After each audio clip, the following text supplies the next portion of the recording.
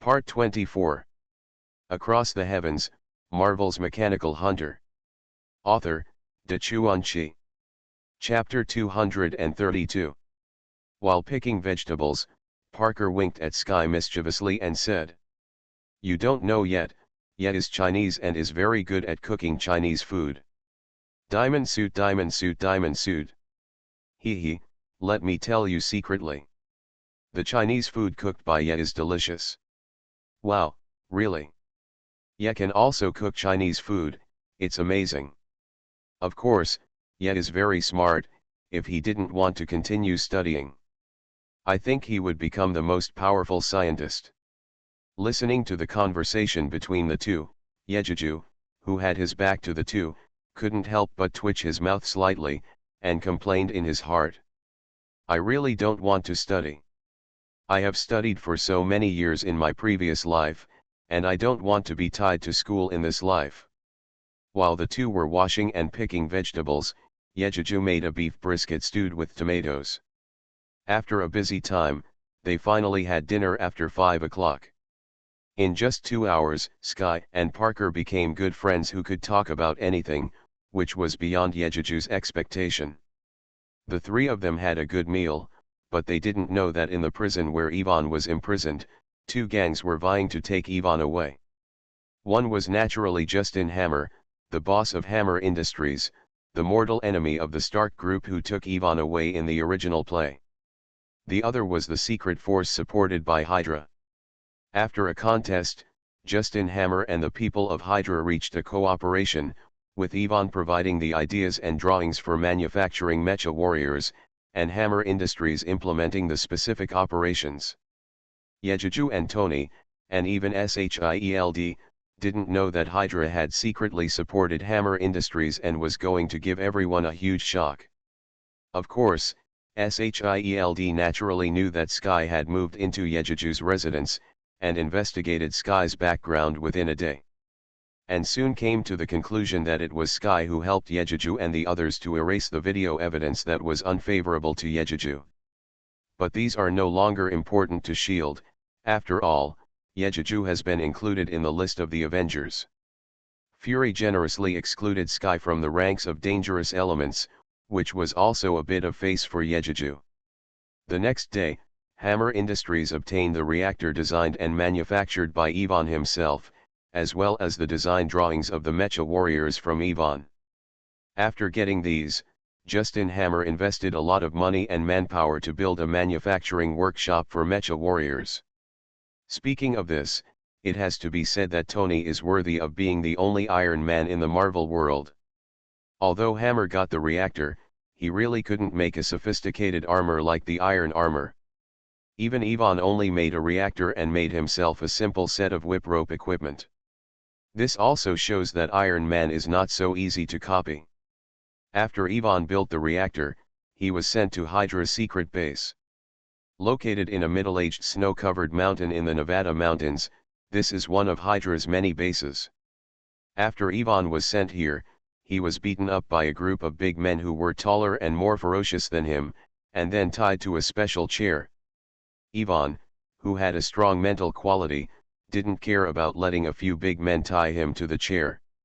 With a bloody mouth, he looked at the man who appeared opposite him indifferently. After the big men tied him up, the man on the opposite side spoke. "Oh, please forgive us for having to do this, Mr. Ivan." "Pa," Ivan spat a mouthful of bloody sputum on the ground and said contemptuously. "You rats who can only hide in the sewers, use whatever means you have. I will not compromise. Even if you kill me now, I will not forgive you." "Hee, don't be so excited, Mr. Ivan Vanko, we know your origins and everything about your father." After a pause, the man continued. "Maybe you don't know why your father was driven out of Stark Industries by Tony Stark's father, Howard Stark." Hearing this, Ivan's eyes suddenly shot out a look of resentment, staring at the man, but did not ask questions and waited for the man to continue. Seeing this, the man adjusted his sitting position and folded his hands on his chin before continuing. "That's because your father wanted to trade the design drawings of the energy reactor to us, but it was a pity that Howard found out and drove him out of Stark Industries. How about this? I said that your father and us are all listed as enemies of Stark Industries. You won't disagree, right? Of course, the man said this to deceive Ivan Vanko. As long as anyone who has read the plot knows that Ivan Vanko's father and Howard developed the reactor together, and Ivan's father wanted to use the reactor in military affairs. Howard refused, and after the two had a disagreement, he was driven out of the group by Howard, not as the man said. The reason for saying this is to arouse Ivan's hatred of the enemy. So, what force are you? Aha, I can't tell you this yet, because you are not a member of our organization. However, this does not prevent us from cooperating in depth, right? How to cooperate? Haven't I handed the things over to the Hanmo group? Haha, that's not enough. What we want is the highest technology that crushes the world, so that all our enemies will be afraid and finally surrender to us. And you are a scientist who can be comparable to Tony. How about it? My suggestion is very tempting, right? Tisk, can I say you are daydreaming? Ha, you are very humorous, Mr. Ivan. But I am not angry. As long as you are willing to cooperate with us, I think. You will see it sooner or later. Why should I believe you? The man was silent. After a while, the man seemed not to want to waste words with Ivan, and simply waved to the big men. The next moment, the big men pulled out a cart from the dark. Ivan looked around and saw the syringe and medicine. Ivan suddenly felt uncomfortable. Just when he wanted to struggle, he was pressed down on the chair by four big men. Obviously, Hydra had lost patience with Ivan's uncooperative attitude and was ready to brainwash him. However, although he was brainwashed, he was saved from being defeated by Tony for the second time and died at Tony's hands. In the end, he became one of Tony and Yejuju's biggest enemies hidden in the dark in the future. At the same time, in a remote town far away in Brazil, Banner was being frantically hunted down by General Ross and his men. This also means that Banner is about to embark on a journey back to the United States. It is still unknown what troubles he will bring to Yejuju. Across the Heavens, Marvel's Mechanical Hunter. Author, Dachuan Chi. Chapter 233. At this time, Yejuju had already sent Parker away, leaving Sky in the kitchen to clean up the dishes. Diamond suit, diamond suit, diamond suit. He returned to the bedroom alone, preparing to take advantage of this rare peace and good news for a month to welcome the next time travel trip. Another week passed like this. Just after dinner that day, Yejuju and Sky were sitting side by side on the sofa watching TV. Yejuju looked at the pictures on TV boredly, feeling as if a cat was scratching him. He felt that such a life was really boring. Fortunately, Sky moved in with Yejuju as she wished. At this time, she was holding a bag of potato chips and eating them happily. At this moment, the TV screen suddenly jumped, and people's loud and panicked screams could be heard in the inserted screen. The distant scene was zoomed in, and you could still vaguely see the sky shaking flames, fierce gunshots, and roars like wild beasts. Then, the screen changed again, and the sound of noisy helicopter propellers could be heard.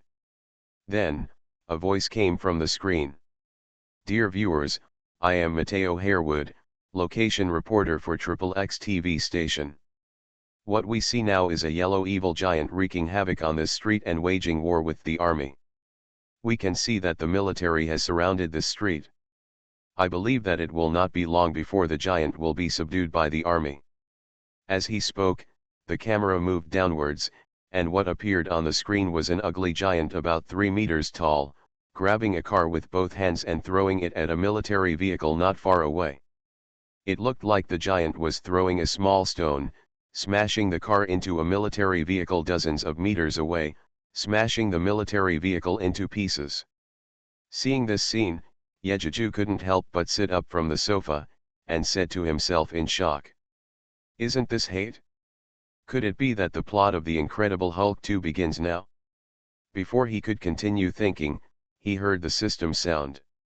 Congratulations to the host for triggering the world mission. Killing Abomination Blinsky will reward you with 10,000 experience points.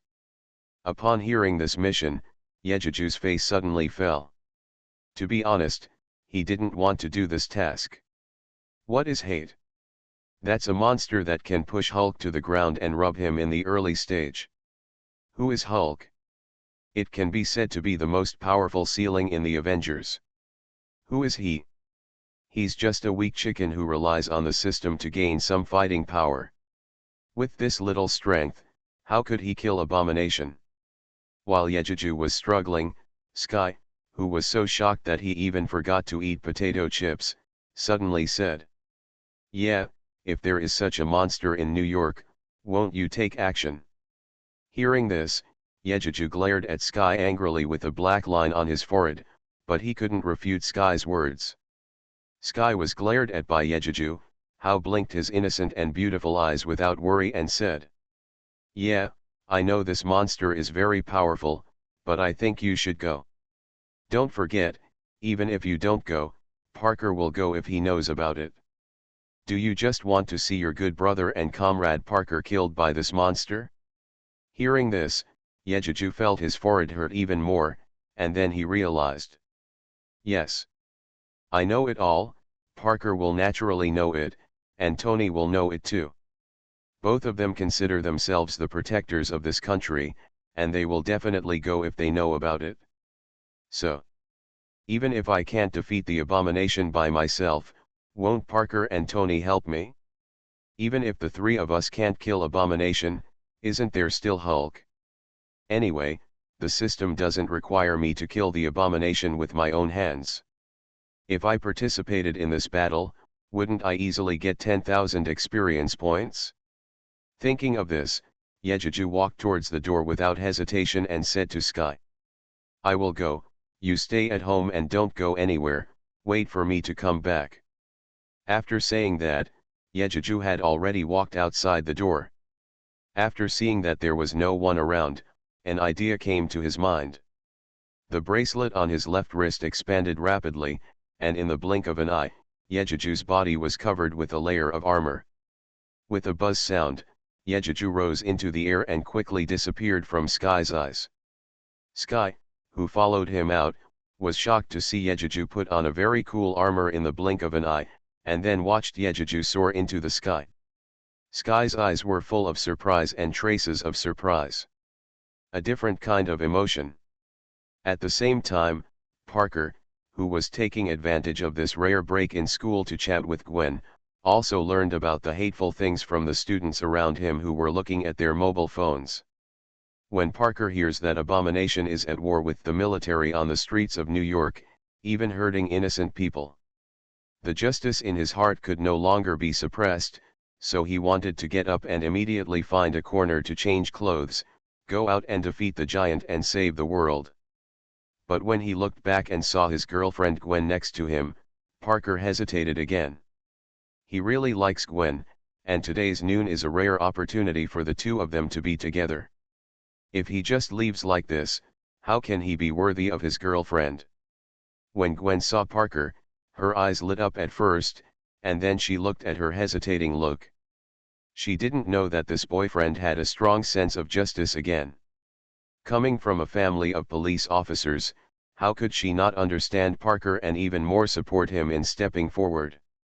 The boyfriend she liked had such a sense of justice, and she felt excited. In her excitement, Gwen fell in love with her boyfriend even more. She held up Parker's head without hesitation, kissed him hard on the lips and said, "Parker, I know what you want to do, go ahead. I support you, and the people of New York need you too." Hearing this, Parker suddenly became excited. Not only did he get his girlfriend's understanding, but he also got his girlfriend's support. The 16-year-old boy suddenly felt full of energy, nodded solemnly to Gwen, and rushed into the corner of the playground. Tony is in the studio, studying the liquid metal given by Yejiju. At this moment, Jarvis suddenly said, "Sir, there is a horsefly chaos in the streets of New York. A giant monster is at war with the army. Many citizens have been accidentally injured by them. Sir, do you want to go and take a look? Hearing this, Tony's experimental hand paused, and the next second he stood up, walking towards his armor, and said, "Of course, I'm Iron Man." A few minutes later, Yejuju was the first to arrive, hovering over the battlefield. Yejuju could clearly see the hatred roaring at the army. It has to be said that the sensory stimulation brought by seeing hatred in reality is more shocking than seeing it on the screen. The 3-meter-tall abomination, which was more than 3 times larger than an ordinary person, gave people a strong sense of oppression. Coupled with his ugly face that can barely be seen, skin the color of shit, muscles as strong and hard as rocks, and bone spurs like sharp arrows exposed on his back, even ordinary people are attracted to him. Just one look will make you scream in fright. You are listening to Novels at Bless Up channel. Wish you happiness and luck. Please subscribe to receive new novels. How do you feel about this novel? Please like and leave a comment. Across the Heavens, Marvel's Mechanical Hunter. Author, Dachuan. Chapter 234. At this moment, the abomination who was roaring at the army seemed to be impatient with the bullets. He clenched his fists, stood on his sturdy feet one in front of the other, and bent his tall body slightly. He roared and rushed towards the defensive position arranged by the army. He knocked away all the cars in front of him along the way, and his feet made a rumbling sound. In just a few seconds, he rushed through hundreds of meters of streets and knocked away the tank in front. The tank was knocked away more than 10 meters away, and after a boom sounded, it smashed a wall into pieces, and then fell heavily to the ground with a bang, boom. This was not over yet. The abomination rushed into the army, kicked with his feet, and punched with his hands. It was just a few easy hits to wipe out the dozens of troops with tanks and military vehicles. Although they hated General Ross's utilitarianism, these soldiers were innocent, not to mention that there were so many spectators who were still risking their lives to watch the fun. Hovering in the air, Yejuju spread his hands, and with a thought, his left hand turned into a red bow, and his right hand hooked the bowstring, and a bright white energy arrow came out. Pulling the bow and shooting the arrow, the action was combined in one breath, and a stream of light flew out of his hand in the blink of an eye. With a sound of whoosh, it shot into the back of the hatred who was facing Yejuju and roaring at the sky. With a sound of puff, the energy arrow shot into the back of the hatred 2 centimeters, and a handful of yellow blood splashed out. Roar! The hatred roared in pain, turned around and looked around, and found that he didn't hurt his target, and then looked up at the sky. In the sky, Yejuju pulled out another energy arrow and aimed it at the hatred. Whoosh! The hand loosened, and the energy arrow shot in front of the hatred in the blink of an eye. With a sound of snap, the abomination suddenly stretched out his hand to grab the arrow that shot in front of him. The arrow turned into a light spot in his hand and disappeared in the next second. The abomination was obviously stunned, and seemed to not understand how the arrow disappeared in his hand. Yejuju had already taken advantage of the abomination's daze to pull the bowstring in succession, and energy arrows shot at the abomination's head, face, chest, and abdomen one after another. Looking up and seeing countless arrows shooting at him, the abomination reacted in the blink of an eye due to the consciousness of the strongest special forces soldier. He grabbed a car and raised it in front of him with both hands. The sound of puff puff sounded one after another, and the arrow shot into the car halfway, and then the energy was exhausted and disappeared. Seeing this, Yejuju couldn't help cursing inwardly. Damn it, I knew that this abomination was not easy to kill, but I didn't expect it to be so difficult to kill. In fact, this is not surprising at all. The abomination comes from the Hulk blood in Banner's body. Hulk is so powerful. If Hulk's character is not that of a child and his fighting instinct is not high, he would be a perfect fighting warrior. But Abomination is different.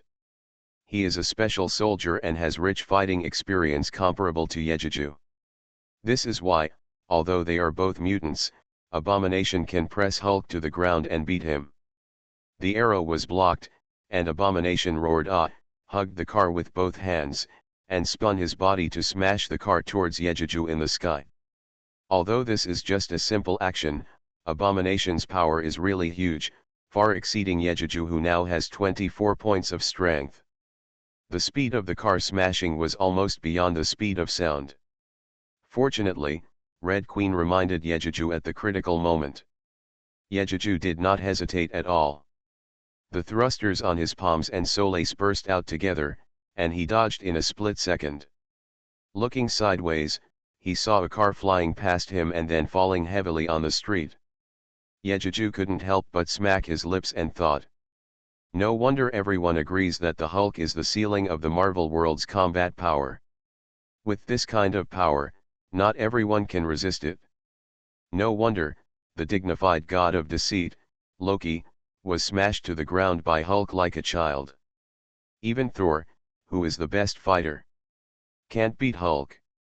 Thinking of this, Yejuju couldn't help but think that the dignified Hulk was also like a child, being pinched by Thanos by the neck, and Yejuju couldn't help but shudder. Secretly warned himself that he was not strong enough now, and must not take it lightly, lest he be easily killed by Thanos. The next moment, seeing that he didn't hit Yejuju, the Abomination roared again, squatted slightly, and the next second, a boom rang out, and before Yejuju could react, he saw the Abomination jumping high from the ground and rushing towards him with his fangs and claws. "Point guard is here. I'll go." Yejuju's face changed, and he quickly activated the thrusters on his palms and feet, and flew far away with a hum. When he turned around, he saw that the Abomination had already fallen to the ground, and he did not forget to look back and stare at Yejuju, who was hiding aside, and roared unwillingly. At this moment, a shout of "I'm Iron Man" came from afar, and Yejuju looked in the direction of the sound, but saw Tony flying quickly, wearing a horsefly-wrapped gold-red battle armor. In the blink of an eye, Tony flew not far in front of Yejuju, hovered in the air, aimed his palms at the Abomination on the ground, and shot out 2 impact beams with a hum. The Abomination crossed his hands in front of him, and the impact beams shot onto his hands. The next second, the Abomination was hit by the impact beam and slid back a few meters on the ground. When Tony's impact beam ended, the Abomination looked up and glared at Yejuju and Tony in the air, clenched his fists and roared at the two of them one after another. Tony's surprised voice came. "Oh my god, what kind of monster is this? It can actually resist my impact beam with its body." After saying that, he was about to launch the small missile on his shoulder to bomb the Abomination. Another wow sound came from the distance. Both of them looked in the direction of the sound, but saw Spider Parker dangling over the street and approaching here at high speed. Seeing Parker coming, Yejuju was afraid that Parker didn't know the danger of the Abomination, and rashly went forward to fight and was stepped on by the Abomination. He hurriedly reminded loudly, "Spider-Man, don't be careless, this monster is very powerful, don't be caught by him." Hearing Yejuju's reminder, Parker, who originally planned to go up and fight without saying a word, suddenly didn't dare to be careless. But he still landed on the ground after a beautiful somersault 10 meters away from the Abomination. Yejuju and Tony saw that Parker half crouched on the ground with his signature move, saying, "You monster, you dare to make trouble in my territory, don't you know that I am protecting this place? You didn't even ask, I am a good neighbor in New York, Spider-Man." He kept muttering, and his hands kept shooting small spider webs at the Abomination. Seeing this, Yejuju couldn't help but smile and shook his head, thinking, "Parker, you really think of the Abomination too simply." Across the Heavens, Marvel's Mechanical Hunter. Author, Dachuan. Chapter 235. As for your small spider web, let alone its size, even if it can cover the whole body of the Abomination, it can't trap the Abomination. Sure enough, The next moment, the abomination's feet were stuck by countless spider webs. But the next second, the abomination easily lifted his feet and tore off all the spider webs that were stuck together. "Oh!" Parker shouted in shock. At this time, Yejiju's shout came from the sky. "Spider-Man, get out of the way!" Hearing the sound, out of trust in Yejiju, Parker shot a spider silk at the electric pole beside him without hesitation, and his body also flashed to the side with the spider silk. Sure enough, when he dodged, he found a huge figure rushing past him, and when he turned his head to look, he saw the abomination that had rushed over from his original position like a wild bull and hit a car. Seeing the car that was dented beyond recognition by the abomination, Parker's face behind the mask suddenly turned pale. You can even hear the sound of him swallowing his saliva in fear. Seeing this, Tony, who was hovering in the sky like Yejiju, was surprised to connect to Yejiju's communication and said, "Yeah, your little friend is really a tiger. Since you and he can't do anything about that monster, it seems that I, Iron Man, have to do it myself." After saying that, Tony rushed towards the abomination on the ground without waiting for Yejiju to stop him. Yejiju's weight had just come out of his mouth, and Tony was already dozens of meters away from him. There was no way. Yejiju saw that it was too late to stop him, so he had to sigh helplessly. But he couldn't ignore Tony's life or death, so he turned around and rushed to the ground. During the flight, the red bow in his hand had been switched to the dragon-like silver gun, ready to rescue Tony in a critical moment. 100 meters away from the abomination, Tony had already opened the small missile slot on his shoulder. The next moment, several missiles as thick as carrots flew out with tail flames, locked onto the abomination and flew towards it. Faced with the bombardment of several small missiles, the abomination didn't care at all. He glared at Parker fiercely, then turned to attack him with missiles, and then flew towards Tony and Yejiju who followed him. A series of explosions sounded, and Tony, who originally thought that even if he couldn't kill the abomination, he would seriously injure the abomination, rushed to the abomination, and waited for the smoke and dust to dissipate. But he saw the abomination looking at him angrily, and there was no wound on his body, not even a trace. The next second, Tony knew that he was going to be in trouble, and it was too late when he wanted to stop retreating. The abomination stretched out a hand, like slapping a fly, and slapped him hard with a bang. Times degree degree degree degree times degree degree degree degree times. Tony, who was stunned by the slap, somersaulted and flew to a building on the right. He flew dozens of meters away like a cannonball, and with the remaining momentum, he broke through the wall with a bang, boom sound and flew into the building. Tony didn't come out for a long time. The attack came too fast, so fast that Yejiju couldn't rescue him in time, and could only watch Tony being slapped away. Fortunately, Yejiju had amazing eyesight. He saw that although Tony was slapped away, the armor on his face was not damaged except for some scratches, so he was greatly relieved. Although he didn't hear Tony contact him, Yejiju thought that Tony was probably temporarily dizzy after being slapped, so he didn't contact him immediately. Seeing Yejiju rushing in front of him at high speed, his eyes suddenly became bloodshot. He remembered that it was this guy hiding behind the armor who shot him with an arrow and hurt him. It was the first time that he had bled and felt pain since his transformation.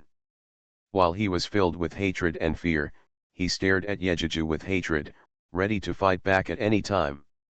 In fact, he wanted to get into a fighting stance, but unfortunately, because his body was too huge, he couldn't do a proper fighting move like usual.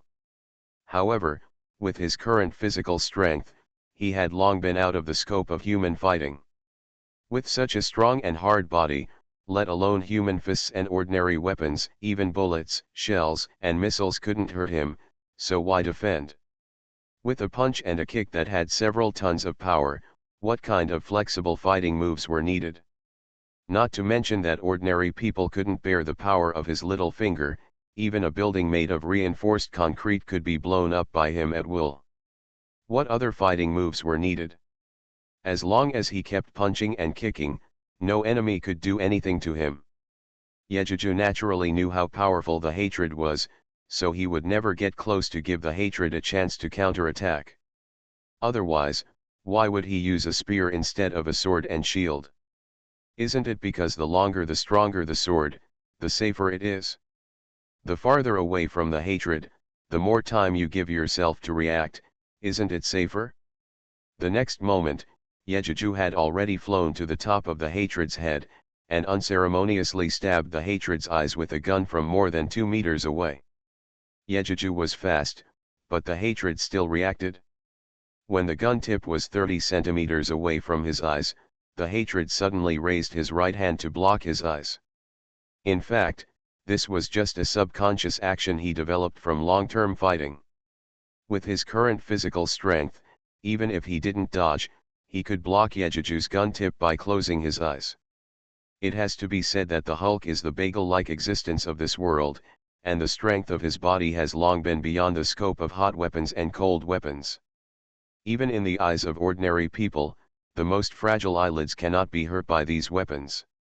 Didn't you see that even if the Hulk fell from a height of several thousand meters to the ground, he was unscathed? What's more, the abomination inherited everything from the Hulk and infinitely magnified the evil thoughts in his heart, which is stronger than the Hulk. With a sound of bang, it was like the sound of a toothpick piercing leather. Yejuju's shot was easily blocked by the abomination without any surprise. The sharp tip of the steel gun did not even pierce the epidermis of the palm of the abomination. This was within Yejuju's expectations. He immediately drew back the spear without hesitation, and his feet quickly retreated backwards one after another. Sure enough, when Yejuju pulled back, the abomination had already kicked out fiercely. The huge foot kicked at the place where Yejuju had just stood, and even the air was kicked out with a pop sound. Finally, it stepped heavily on the ground, making a heavy bang sound. The hard road was immediately dented by his kick, and the ground cracked into countless spider web cracks, raising a large amount of dust. At this time, just above Yejuju, a military helicopter was hovering at an altitude of several hundred meters. Banner, his ex-girlfriend Betty Ross, and General Ross were looking down at the hatred on the ground. Across the heavens, Marvel's Mechanical Hunter. Author, Dachuan. Chapter 236. Seeing Yejuju and the others being repulsed by hatred, Banner said to General Ross, who had been sullen and silent, "I know why you arrested me. But you shouldn't use my blood to create the monster below. Now, your army is no longer functional and citizens are under threat. You can't protect them at all, so I have to clean up this mess for you." Snort. "After this time, I hope you won't come after me. I just want to live a peaceful life. Goodbye. No, it's best never to see you again." After saying that, Banner took a deep look at Betty, who never forgot to watch him. He stood up and rushed to the open cabin, and jumped in without hesitation. Seeing Banner jump off, Betty quickly stood up and rushed to the edge of the cabin, looked towards the ground, and shouted hoarsely, "No, Banner, you can't go. Once you continue to transform, all your previous efforts will be in vain." Behind her, 2 soldiers had stood up and hugged her tightly from behind to prevent her from falling out of the helicopter. Unfortunately, Banner could no longer hear her shouts clearly, and his body had fallen rapidly to the ground, and the place of fall was between Abomination and Yejuju. Yejuju, who had just stopped and was about to continue, entangled with Abomination, and Abomination, who was about to rush towards Yejuju, heard the whistling sound of heavy objects falling through the air. The 2 of them looked up involuntarily and saw a black dot falling towards the ground at high speed. Yejuju had good eyesight, and with the help of the Red Queen, he naturally saw the appearance of the fallen person clearly, and recognized at a glance that it was Banner, who had not yet transformed. I couldn't help but secretly breathe a sigh of relief and said in my heart, "You are finally here, and I can finally win. Similarly, Spider-Man Parker and Tony, who had just emerged from the ruins, also saw a banner falling from the sky. The next moment, in the eyes of the three people and one monster, the falling black spots kept getting bigger.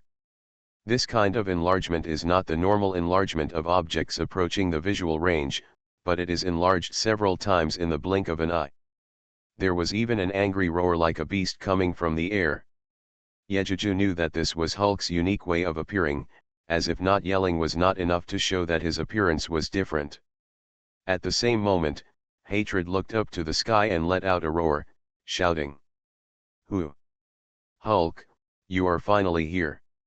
I've finally waited for you. I want to beat you into a meat pie, so that everyone can see that I am the strongest existence in this world." Ouch. Yejuju moved his feet quietly and stayed away from here. He did not forget to remind Parker and Tony, who were still in shock, to withdraw from the edge of the battlefield together to avoid being affected by the battle between the two monsters.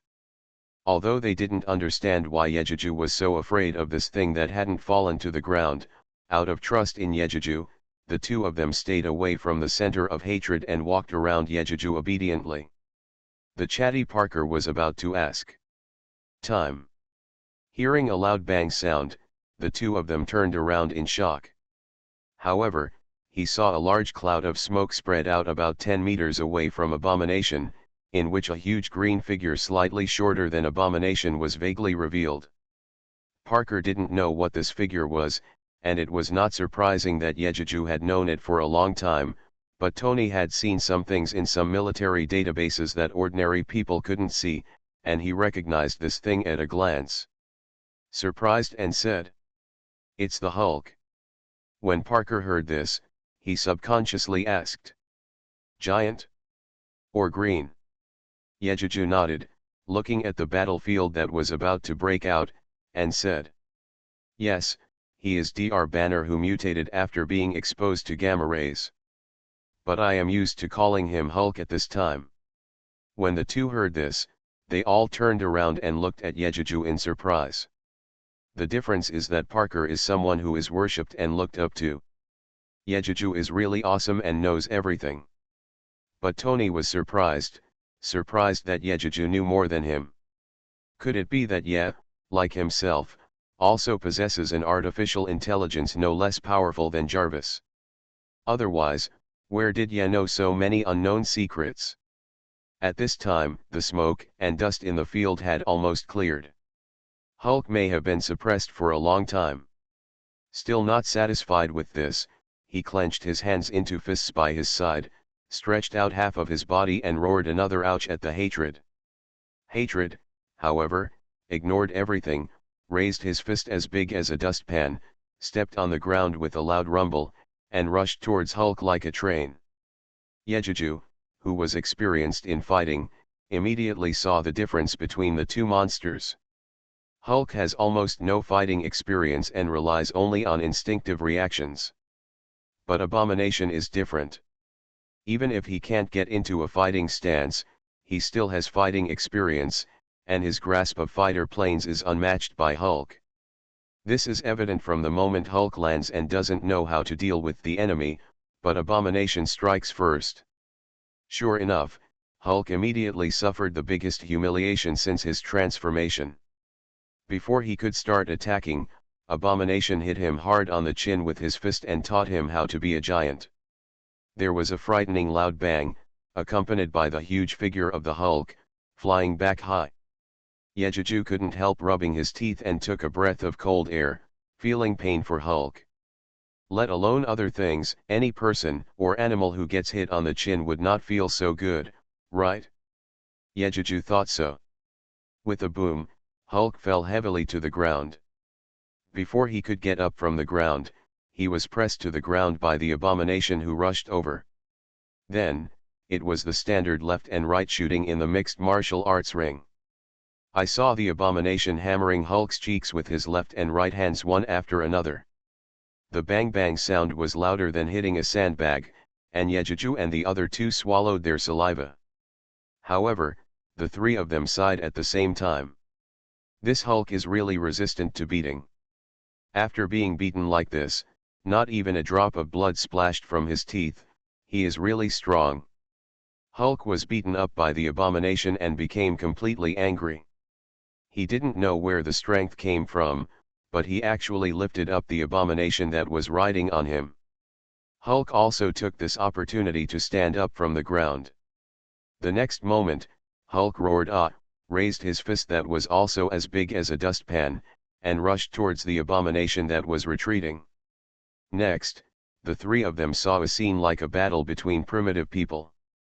There was no fighting skill between the two giants. You punch me, I kick you back.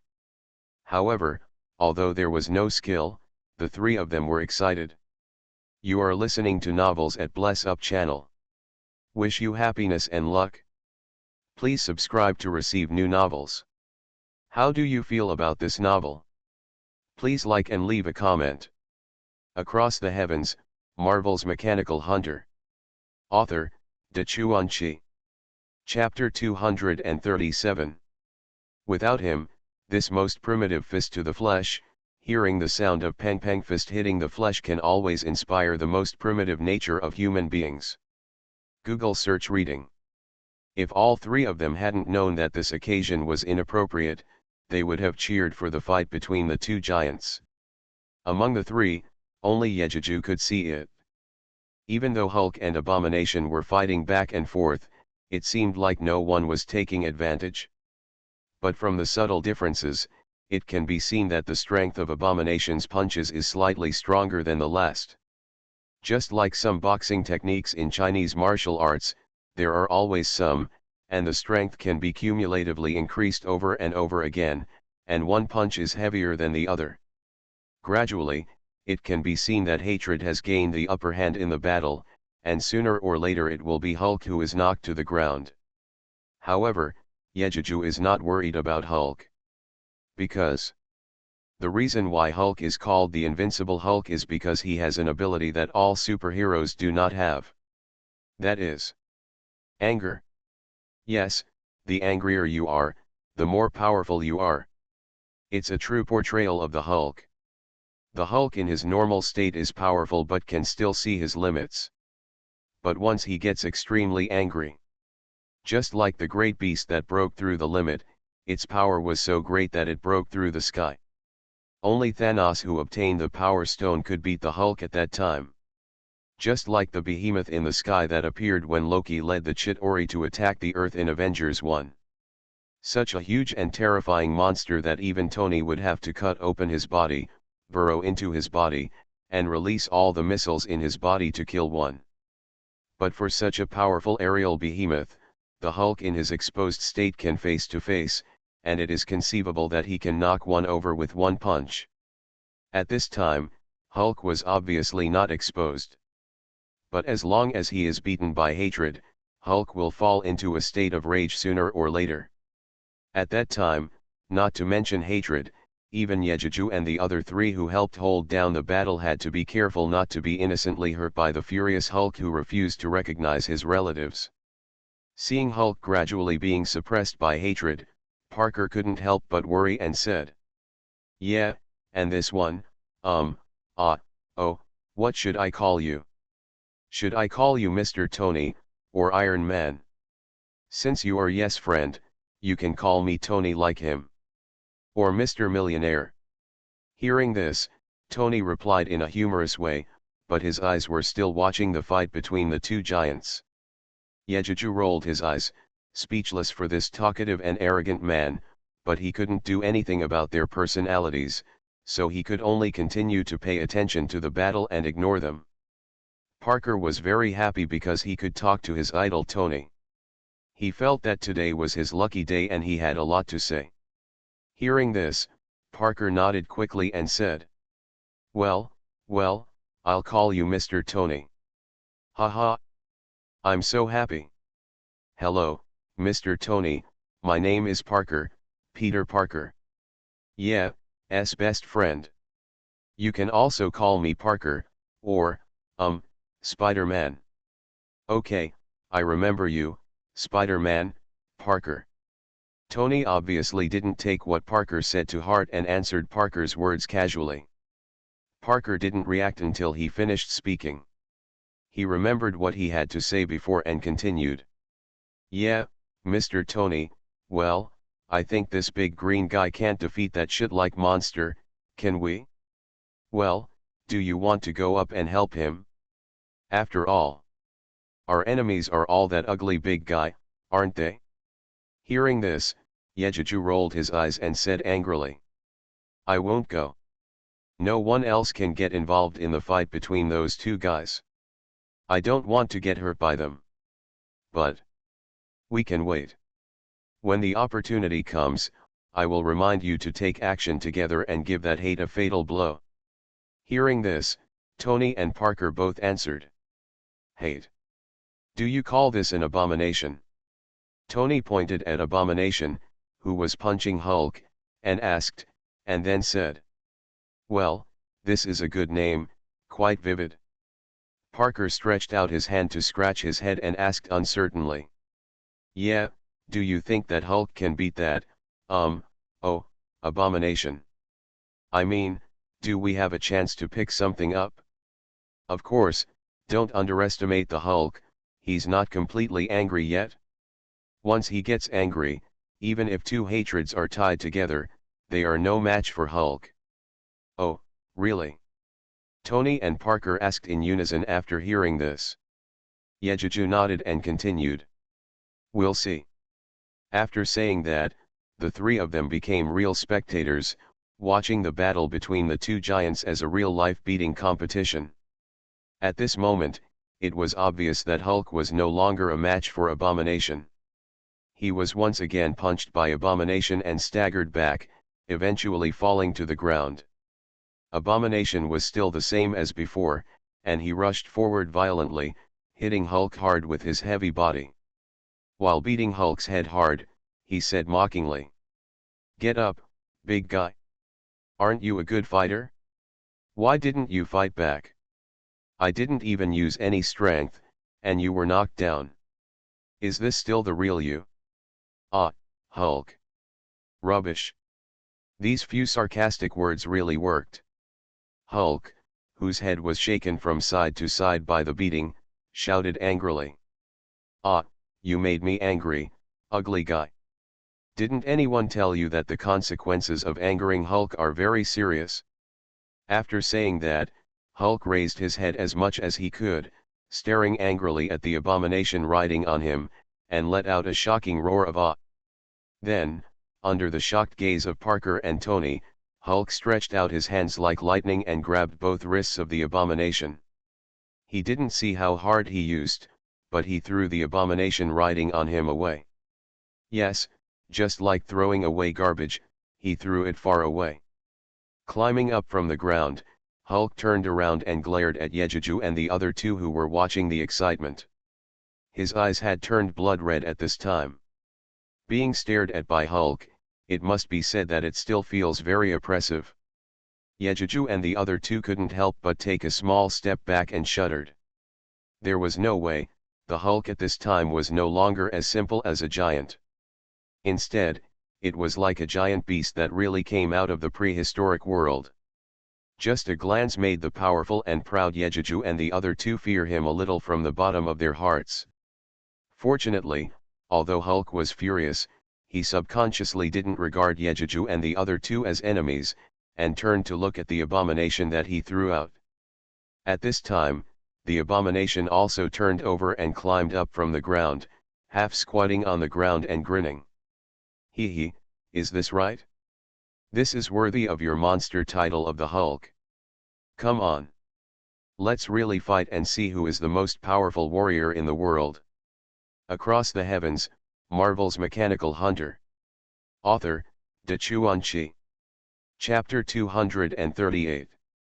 After saying that, the Abomination suddenly jumped out from the ground and rammed into Hulk's chest. Hulk didn't waste any words, he also lowered his head and rammed into the Abomination head-on. The two giants collided head-on, which immediately gave Yejuju and the other two a feeling of two speeding trains colliding head-on, and the three of them felt uneasy and expectant. The next moment, the two giants, one green and one yellow, collided with each other with a bang, boom. The two of them took a few steps back to stabilize their bodies, and then rushed forward again, pulling and wrestling with each other. Taiwan Novel Network Rightward Arrow. This time, it was no longer Hulk who was suppressed, because the sudden increase in strength made Hulk no longer suffer from the disadvantage of not being good at fighting. Look, although he was hit by the abomination in front of him, he just turned his head slightly back and grabbed the abomination's wrist. This is not over yet. Once Hulk grabbed the abomination's wrist, he pulled the abomination up without any hesitation and smashed it hard on the ground. This felt like a farmer hitting a sack on the ground. Of course, this feeling was not as domineering as Hulk hitting Loki in Avengers 1, but it really shocked everyone watching. Especially Ross, who was still on the helicopter and had been paying attention to the fight between Hulk and Abomination. At this moment, he couldn't tell what he felt in his heart. Injecting genetic drugs into Bronski only enhanced most of his physical qualities, but he was still killed by Hulk in one blow. But Bronski, who was injured and his bones were shattered, was injected with a large amount of Hulk's blood behind his back. Although he had the strength comparable to Hulk, he became a completely uncontrollable monster. At this moment, Ross felt deeply frustrated. The previous plan to capture Hulk and use Hulk's experiments to increase a large number of giant soldiers was impossible to implement, which made him feel that all his efforts over the years were in vain. He even doubted his original intention. Was it all wrong? Hulk is Hulk, not a replaceable, unique existence. On the ground, Abomination was obviously also angry after being thrown by Hulk. Although Abomination is not like Hulk, the more angry he is, the stronger he becomes, but he has an advantage. The more angry he is, the more his personality belonging to Bronski will prevail. That is, the more angry Abomination is, the calmer his side belonging to Bronski will be. The strange contrast has led to different fates. When Abomination rushed up again, he changed his strategy. He no longer rushed up and punched recklessly, but when Hulk reached out to grab him, he suddenly squatted and pounced on Hulk's waist. After hugging Hulk, Abomination kicked his legs hard and threw Hulk to the ground. This time, he did not pounce and beat him like last time. Instead, he rolled to Hulk's feet, and before Hulk could exert his strength, he picked up Hulk's feet and swung Hulk up. After spinning twice on the ground, he shook his hand and threw Hulk out fiercely.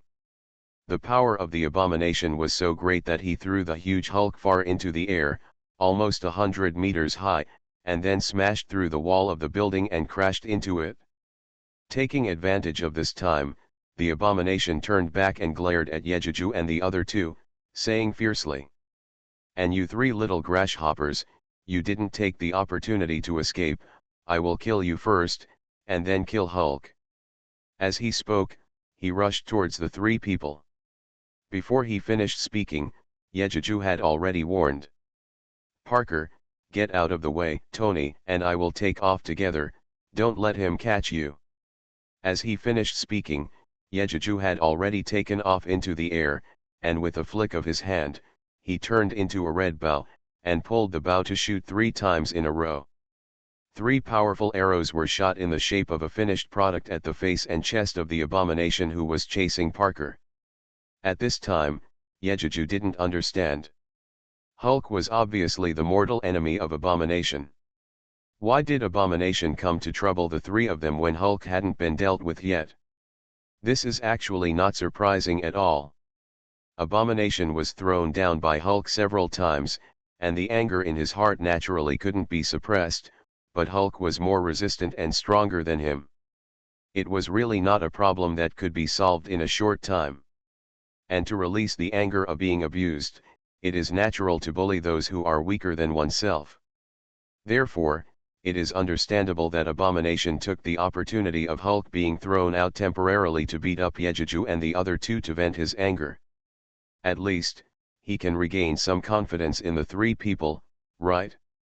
Unfortunately, Yejuju has experienced battles in 3 worlds, so he naturally has more experience than Parker and Tony. Naturally, he guessed his plan as soon as Abomination moved, so how could he give him a chance? Yejuju's movements were so fast that he flew into the air almost as soon as Abomination rushed up, and the energy arrows shot out. Knowing the power of energy arrows, the Abomination naturally did not dare to use his body to withstand the shooting of 3 arrows and continued to chase Parker on the ground. Not to mention that the arrows were really weird, they could actually shoot into his strong skin. Although it could not kill him, it would only cause bleeding. But don't forget that he is still fighting with Hulk. If Hulk seizes the opportunity to enlarge the wound because of this minor injury, it will not be as simple as a minor injury. It is very likely that he will die in the hands of Hulk. The Abomination thought so, and his feet naturally slowed down. By the time he dodged the 3 arrows, Parker had already jumped to the top floor of the building next to him. If he wanted to chase, he would naturally be much slower. Just when the Abomination was unwilling to escape, Hulk's angry roar came from mid-air. "Hulk, I'm going to crush you." After the voice fell, a huge shadow appeared above the Abomination's head, and was falling down quickly on the top of the Abomination's head. The Abomination was not standing still and was hit by the Hulk, and rushed to the side. With a loud boom, Hulk hit the ground heavily, stepped out a deep pit on the ground, stood up in the dust, and rushed towards the dodged Abomination. Yejuju in the sky saw that this was not a solution. After all, the fight here had lasted for a long time. In order to be on the safe side, it was better to get rid of the Abomination as soon as possible. What Yejuju was worried about was naturally an organization like Hydra.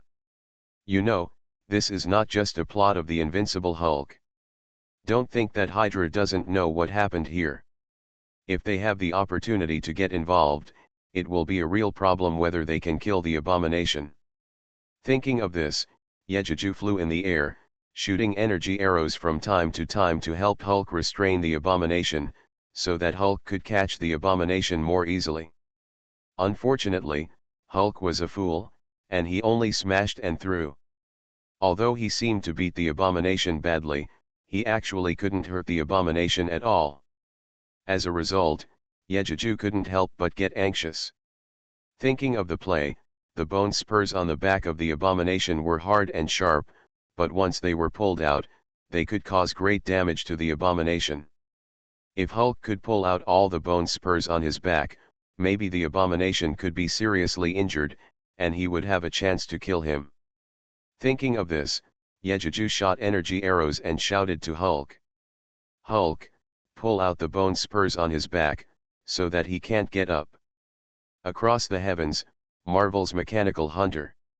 Author, Chuan-Chi. Chapter 239. Hearing this, Hulk and Abomination both looked up and glared at Yejuju, but the difference was, Hulk blamed Yejuju for being too talkative, and actually taught the Invincible Hulk how to fight, which was too humiliating for Hulk. Abomination was extremely angry and regretful that Yejuju reminded Hulk. He regretted why he didn't kill Yejuju before Hulk arrived, so that Yejuju could tell his weakness. Of course, this was just his imagination. Although Abomination was indeed a villain boss who could press Hulk to the ground, it was wishful thinking to want to kill Yejuju, who was always cautious. As for the battle between Hulk and Abomination, Hulk did not accept Yejuju's suggestion at first, and still smashed Abomination to the ground whenever he got the chance. Unfortunately, Abomination's skills surpassed Hulk's, and during this period he also found the right time and attacked Hulk fiercely several times.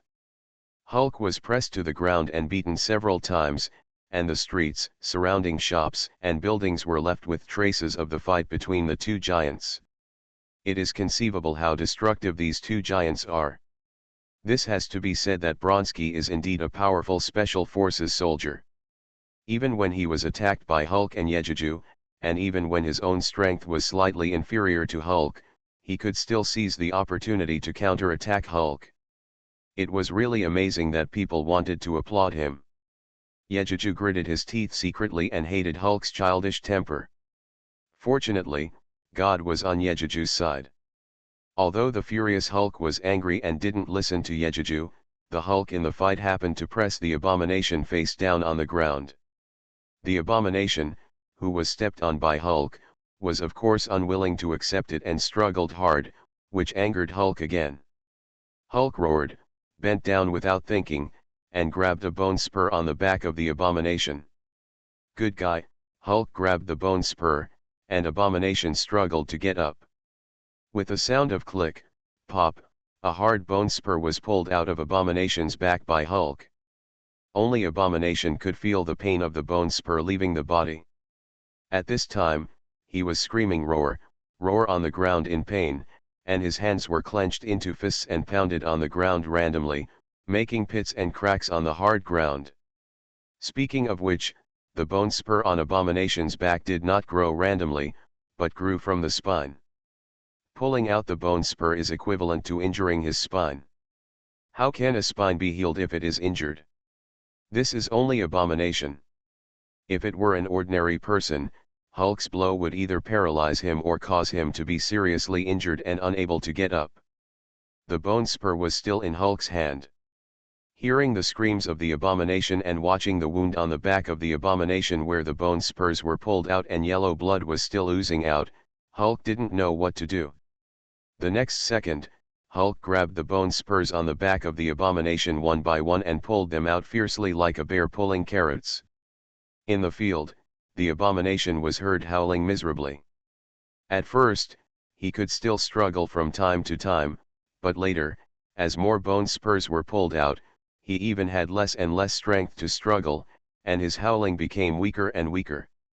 As if all the strength in his body had been drained, he crawled on the ground and could not get up again. In Hulk's hand, the sound of click, puff became faster and faster. Looking at the abomination under his feet, his back was already covered with scars, and the yellow blood and flesh were blurred, which looked really miserable. As the last bone spur was pulled out by Hulk, although the abomination was not dead, he was only twitching on the ground, showing that he was still alive. Seeing that the abomination was no longer moving, Hulk was like a victorious gorilla, with one foot still on the back of the abomination, his fists raised high and his head raised to the sky and roared.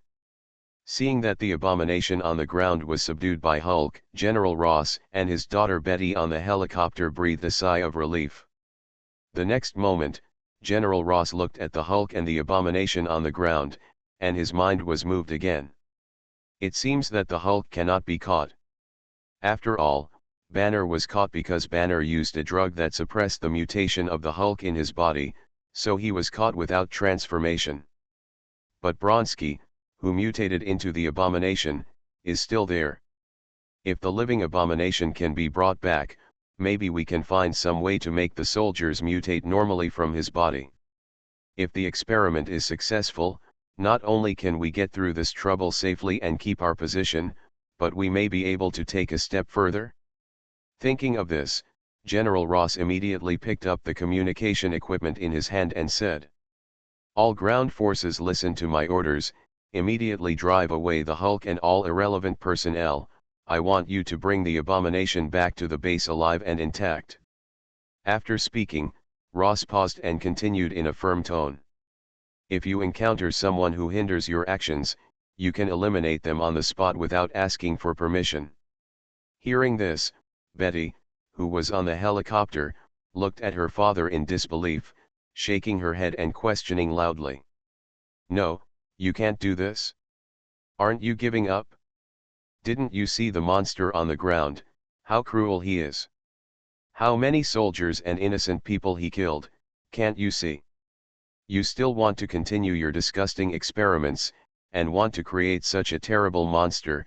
Aren't you afraid of being spurned by the people of the country and sanctioned by the government? Shut up." Hearing this, General Ross shouted angrily, and then pointed at Betty and said, "What are you talking about? You used to be a scientific researcher, and the research of life sciences requires the sacrifice of countless lives. Banner has become like this, and has become an uncontrollable existence. Why don't we continue to study and find a way to fight him? Once he goes crazy one day, how can we resist him? After saying this, he seemed to know that he couldn't make it with his daughter, so he simply waved his hand to signal the soldiers on the plane to temporarily control Betty so as not to disturb his plan. On the ground, Hulk was still roaring triumphantly. Yejuju, Tony, and Parker, who were in the sky, saw countless soldiers surrounding the battlefield. Seeing this, Yejuju didn't know that these people were Ross's men. They surrounded them at this time, just because they were still determined to capture Hulk. Another reason was the abomination who was not dead on the ground. Ross's nature is vividly shown in the play. If he gets the living abomination, he doesn't know how much trouble it will bring to himself later. Thinking of the mission requirement to completely kill the abomination, Yejuju couldn't help but sigh in his heart and said, "It seems that a fight with the army is inevitable." At this time, Tony's voice came from the communication channel. "Yeah, the abomination has been controlled. Should we retreat as well?" You are listening to Novels at Bless Up channel. Wish you happiness and luck. Please subscribe to receive new novels. How do you feel about this novel? Please like and leave a comment. Across the Heavens, Marvel's Mechanical Hunter. Author, Dachuan Chi. Chapter 240. Hearing this, Yejuju couldn't help but feel something in his heart. I may not have much say, but Tony is different, right? Whether it's the military or the government, don't they have to give Tony some face? If Tony were to come forward to negotiate with Ross, maybe he could kill the abomination himself and leave safely without getting entangled with the army. Thinking of this, Yejuju immediately said, "No, Tony. You also see the army surrounding them. Their goal is Hulk and the still dead abomination. If you don't want to see such a disaster happen again, help me stop them." Hearing this, Tony still didn't understand what Yejuju meant. He was the most touched by the behavior of the army. Despite Tony's usual idleness, he is actually a person with a sense of justice in his heart. In addition, Yejuju is his recognized friend and brother, so he is even more able to help Yejuju. Tony's voice came from the communication channel. "Okay, yeah, I believe you, I will help you hold off those soldiers." After saying that, Tony rushed down from the air, hovered high in front of a wave of soldiers and shouted to them, "Stop, I am Iron Man, and I ask you not to enter the battlefield. The abomination is not dead yet. If you don't want to cause more casualties, just stop where you are." At this moment, Ross's helicopter also flew over Hulk's head. Betty took the opportunity to rush to the edge of the cabin and shouted, "Hulk, run. They're still trying to catch you." Before she could finish speaking, an angry Rose ordered the soldiers to cover her mouth so that she could no longer scream. Hulk heard Betty's shout and looked up at the helicopter for a moment. After roaring, he took one last souvenir look at the helicopter, turned around and jumped towards the edge of the city. Hulk's departure made Ross grit his teeth, but he was silently relieved. It doesn't matter if you're not hostile to Hulk, it's also good if you hate Hulk. Seeing that the ground troops were blocked by Tony, Ross continued to order, "Ignore him, bring Abomination back to me as soon as possible, no matter what the cost." After the sound fell, the leader who received the order hesitated for a moment and then gave the order to continue moving forward. Seeing that Tony couldn't stop them, Yejuju knew that time was urgent and immediately shouted to Parker, who was still in a daze on the roof, "Spider-Man, help me stop those soldiers, I have to deal with the abomination first." Although he didn't understand what was going on, Parker took action immediately out of trust in Yejuju. He jumped down from the roof and rushed towards the soldiers surrounding him on the other side. Yejuju was not worried about his safety at all. Although the army had strong firepower, nothing would happen to Parker, who was flexible. Although Parker seems to be a talkative person, he is extremely smart. His method of blocking the army is also very simple. Aren't you coming over? Then I will block the road and see how you come here. Then, Yejuju saw from the sky that Parker used spider silk to pull the vehicle on the roadside and put it across the middle of the road. Not counting this, they continued to block the vehicles against each other. Seeing this, Yejuju felt relieved, immediately landed on the ground, and walked towards the abomination that was still on the ground. Seeing Yejuju's actions, Ross suddenly became anxious. The ground troops were temporarily unable to rush through, so Ross ordered the helicopter to attack Yejuju.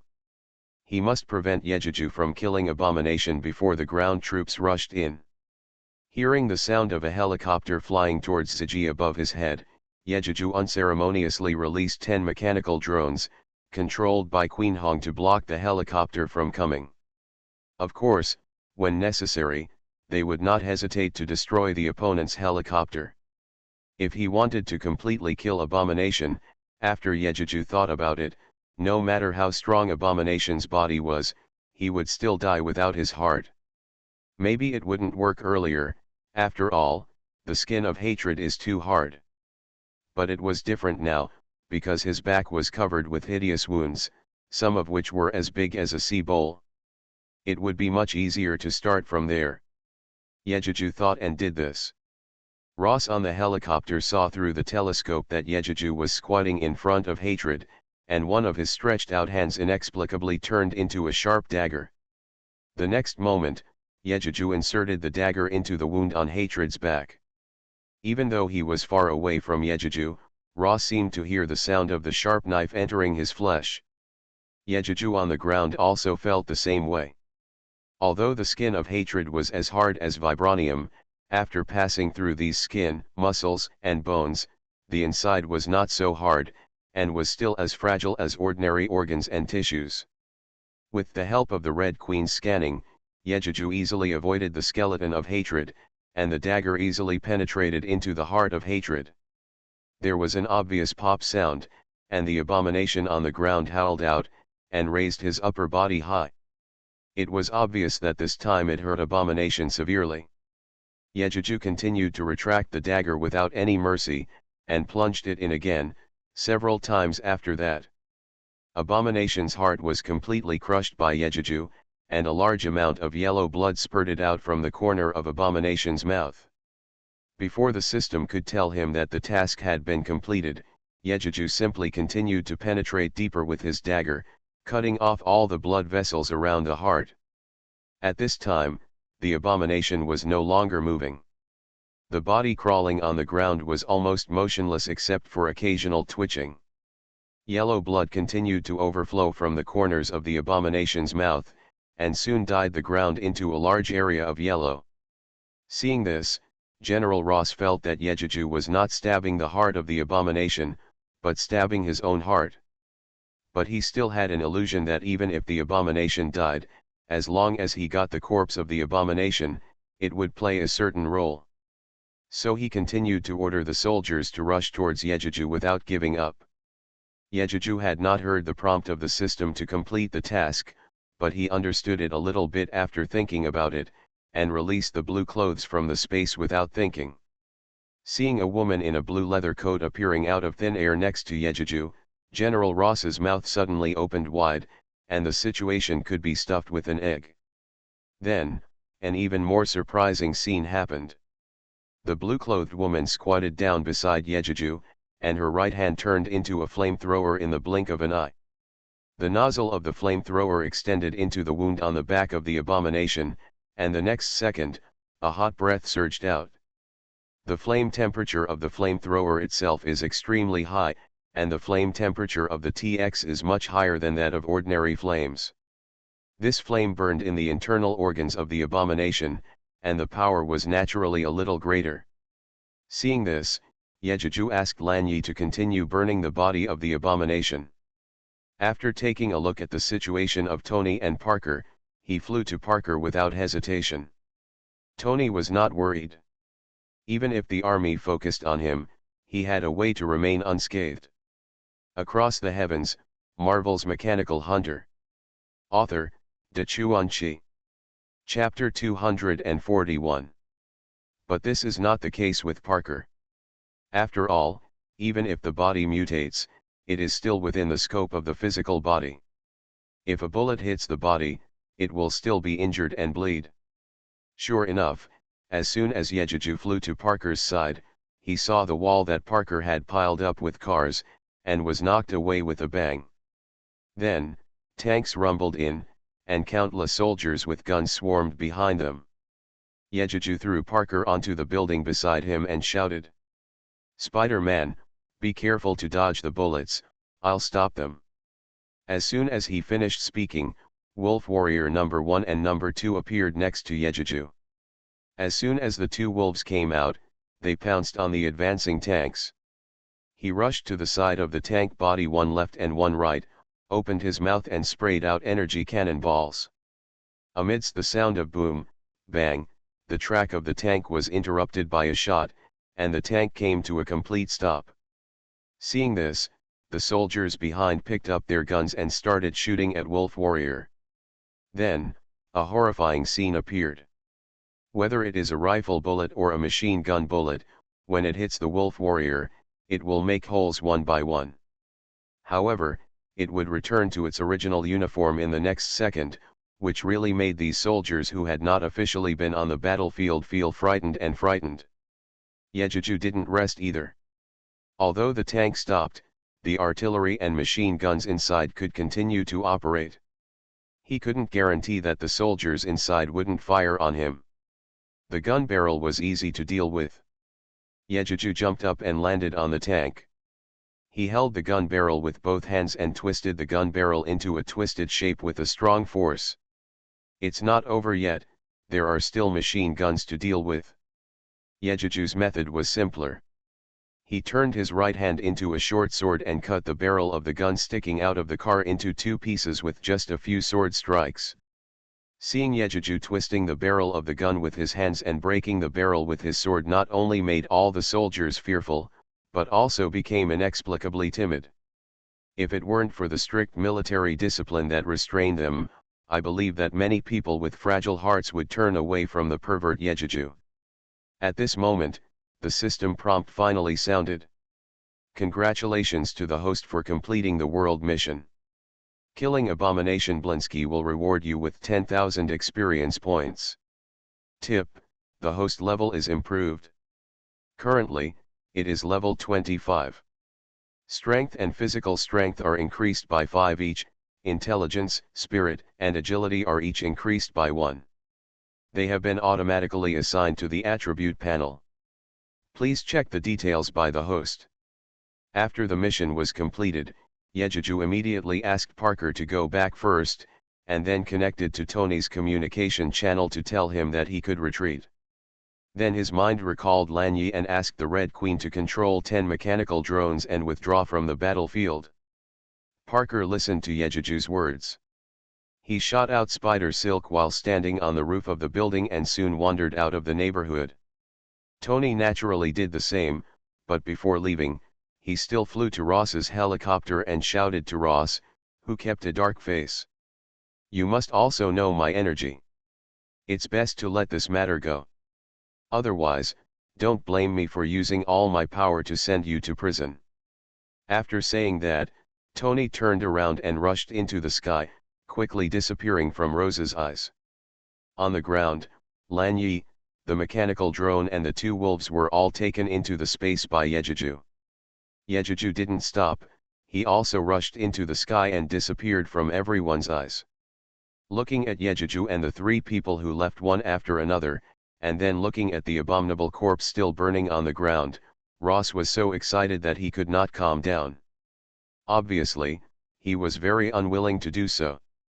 He not only sent out a large number of troops, but also caused such serious consequences. In the end, he still gained nothing. How could he be willing to do so? Now that this has happened, someone will naturally take the blame, and as the commander, he is of course the first choice. Although he won't go to jail, being dismissed from his job is inevitable. But, faced with Tony's threat, he had to give up his usual methods and had no choice but to grit his teeth and endure it. Only he knows how powerful Tony's energy is. If he can't bear to take this breath, he can really go to jail. Naturally, the route Yejuju and Parker left had been erased by the Red Queen and Sky, who had watched the entire battle at home. Of course, it is not possible to fully understand the video captured by the enthusiastic citizens on their mobile phones, so please spread the word. Anyway, everyone in New York knows Iron Man, Jewer, Spider-Man, and it's not a big deal if they know Yejuju more, right? When Yejuju returned home, in addition to seeing Sky and Parker sitting in the living room, he also saw Tony at home. The horse-faced armor was standing in the corner of the living room and Tony and Parker were sitting on the sofa in the living room, chatting and drinking red wine. As soon as he saw Yejuju coming back, Sky rushed over impatiently, and the first words he opened his mouth left Yejuju confused. "Yeah, who is the woman in blue?" Sure enough, the power of these words was so powerful that even Parker and Tony, who were still talking excitedly, were attracted. They stopped chatting and looked at Yejuju. Of course, Parker's eyes were purely curious, but Tony's eyes were obviously teasing and entertaining. Yejuju was stunned for a moment by the question, then he reacted, walked around Sky who was staring at him, walked to the sofa and sat down. Tony naturally saw that Sky, a beautiful mixed-race beauty, had a crush on Yejuju. To be honest, he had a good impression of Sky. He didn't want Yejuju to miss such a beauty, so he helped Sky and asked, "Yeah, I'm also curious, who is that beauty? Can you introduce us to him?" Hearing this, Yejuju hesitated for a moment. Although he didn't want to expose his strength now, he believed that Tony and Parker would not betray him. Besides, Lanyi and Hongyi would appear in front of the world sooner or later, so they simply released Lanyi from the space and introduced to the three of them. "She's not a real human, she's a liquid metal robot." "What?" The same three exclamations came out neatly, and then Tony stood up impatiently, came to Lanyi's body in a few steps, stretched out his hand and touched Lanyi's body. With that look on his face, if Yejuju didn't believe him, anyone would have looked at it like a lustful devil caressing a beautiful woman. After touching the entity, Tony couldn't help but admired and said, "Tisk. It's actually true. This touch is not like leather at all, but a real metal texture. Aha, yeah, you are such a genius. How do you create such a perfect robot?" "Ah, I'm going crazy, I really want to create such a perfect goddess-level robot that belongs to me." When Yejuju heard this, he felt a pang of regret in his heart, and said in his heart, "Not only you, I also want more. Unfortunately, the liquid metal robot I built cannot achieve the level of perfection and intelligence that Lanyi and the others have. Isn't it? The liquid metal robot made by Yejuju himself is just like the T-1000 and TX in the Terminator. Although they look like humans, there is no human color in their eyes, and they can be distinguished at a glance.